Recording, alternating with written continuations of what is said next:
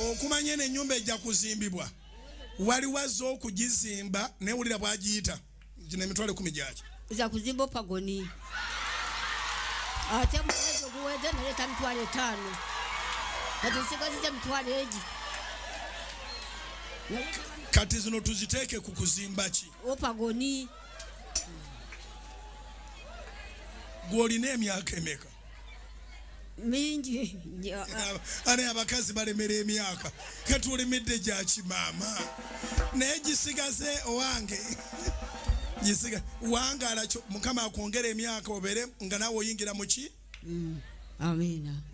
osabira n'emitwalo 5 isigadde njireete ngifune waliwo eyama 2 waleeta 5 mu mwezi oguwedde kati oleese mmeka 10 zikole ki kuzimba opagoni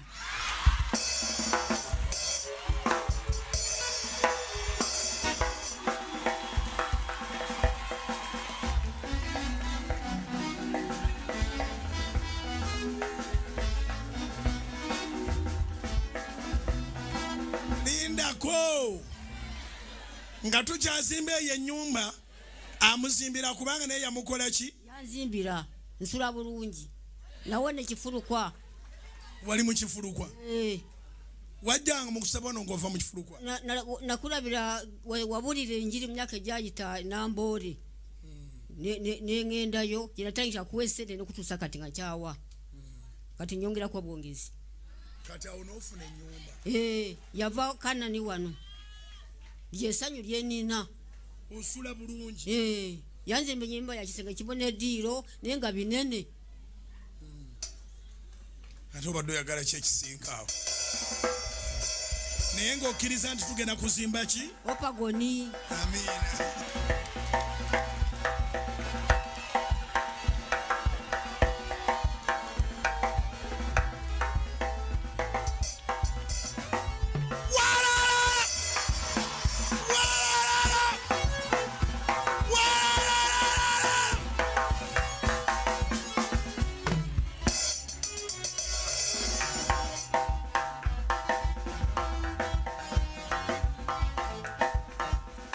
mugibanja nnyo kale nayo mugibanje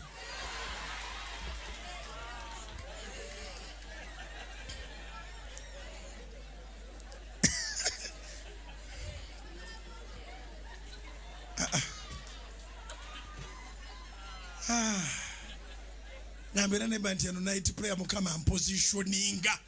mpulira nga nva wembadde nyina wendaga yimirirako ku bigere ebyo mugambe Mukama mpulira positioninga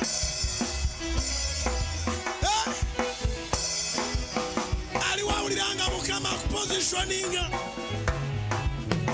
imusa mikono bwoti